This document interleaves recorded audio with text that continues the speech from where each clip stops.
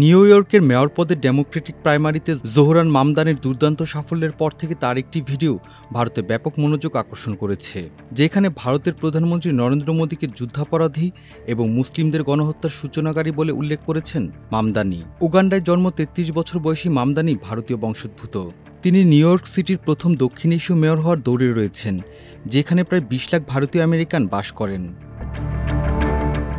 গত মাসে একটি প্রার্থী ফোরামে মেয়র পদপ্রার্থীদের জিজ্ঞাসা করা হয়েছিল মোদি নিউ ইয়র্ক সফরে গেলে তার সঙ্গে দেখা করতে ইচ্ছুক কিনা। এই প্রশ্নের জবাবে মামদানি এবং উপস্থিত অন্যান্য প্রার্থীরা বলেছিলেন যে তারা তা করবেন না। কেবল মামদানিকে আরও এক ধাপ এগিয়ে বলতে শোনা গেছে মোদিকে একজন যুদ্ধাপরাধী হিসেবে দেখা উচিত, ঠিক ইসরায়েলের প্রধানমন্ত্রী বেনিয়ামিন নেতানিয়াহুর মতো। গাজা যুদ্ধে নেতানিয়াহুর ভূমিকার জন্য তারও সমালোচনা করেছেন মামদানি। মোদি যখন গুজরাটের মুখ্যমন্ত্রী ছিলেন তখন সেখানে ১,০০০-এরও বেশি মুসলিম হত্যার জন্য মামদানি ভারতীয় প্রধানমন্ত্রীকে দায়ী করেছেন।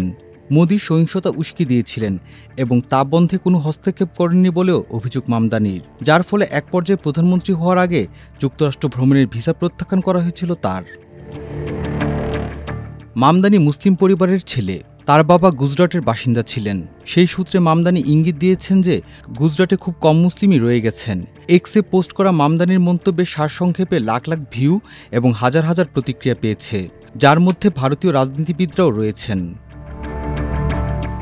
হিন্দু সংখ্যাগরিষ্ঠ ভারত এবং মুসলিম সংখ্যাগরিষ্ঠ পাকিস্তানের মধ্যে কয়েক দশক ধরে চলে আসা শত্রুতার কথা উল্লেখ করে ভারতীয় সংসদ সদস্য অভিষেক সিংভি এক্সে লেখেন, জোহরান মামদানি পাকিস্তানের জনসংযোগ টিমের মতো কথা বলছেন। নিউ ইয়র্কে বসে তিনি কাল্পনিক কথা বলছেন।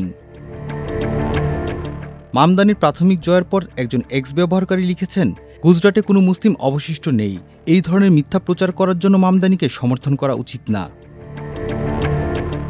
মোদি যুক্তরাষ্ট্রে বসবাসকারী ভারতীয় প্রবাসীদের সঙ্গে দৃঢ় সম্পর্ক বজায় রেখেছেন।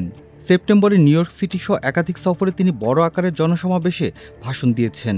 ২০১৯ সালে হাউডি মোদি নামে একটি সমাবেশে তিনি টেক্সাসের প্রায় ৫০,০০০ দর্শকের সামনে প্রেসিডেন্ট ডোনাল্ড ট্রাম্পের সঙ্গে যুক্তরাষ্ট্র ভারত সম্পর্ক উদযাপন করেছিলেন। মামদানি দীর্ঘদিন ধরে মোদি এবং তার হিন্দু জাতীয়তাবাদের সমালোচনা করে আসছেন। ২০২০ সালে সোশ্যাল মিডিয়ায় মোদিপন্থী ব্যক্তিত্বদের কাছ থেকে অনুদান গ্রহণের জন্য তার কংগ্রেস সদস্যের সমালোচনা করে মামদানি লিখেছিলেন, ভারতের ডানপন্থী সরকার মুসলিম ভারতীয়দের বিরুদ্ধে নৃশংস সহিংসতার প্রচারণা চালাচ্ছে। আমাদের নেতাদের এই নৃশংসতার তীব্র নিন্দা করা উচিত। মামদানির মোদি বিরোধী মন্তব্য বা তাদের প্রাপ্ত প্রতিক্রিয়া সম্পর্কে মন্তব্যের অনুরোধের জবাব দেয়নি তার প্রচার দল। মাল্টিমিডিয়া ডেস্ক, আমার দেশ।